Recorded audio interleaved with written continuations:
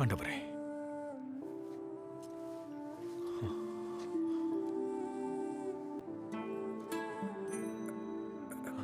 ஆண்டவரே, என் வீட்டுல என் வேலைக்காரர் ரொம்ப கொடிய நோயில் அவதிப்பட்டு இருக்கான்.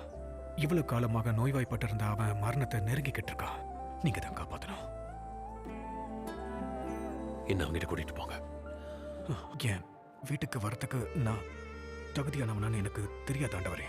ரோமன், நீங்க ஒரு வார்த்தை மட்டும் சொல்லுங்க, என்னோட வேலைக்காரன் குணமடைவான். உங்களால அதை செய்ய முடியும் எனக்கு தெரியும். உங்களை கஷ்டப்படுத்திக்க வேண்டாம். உங்களால அவனை ஒரே ஒரு கட்டளை மூலம் தூரத்துல இருந்து குணப்படுத்த முடியும். நீங்க இவர் பேசினதை கேட்டீங்களா? இஸ்ரவேலருக்குள்ளும் நான் இப்படிப்பட்ட விசுவாசத்தை காணவில்லைன்னு மெய்யாகவே உங்களுக்கு சொல்றேன். நீங்க போலாம். நீங்க விசுவாசித்தபடியே உங்களுக்கு ஆக கடவுது. நன்றி.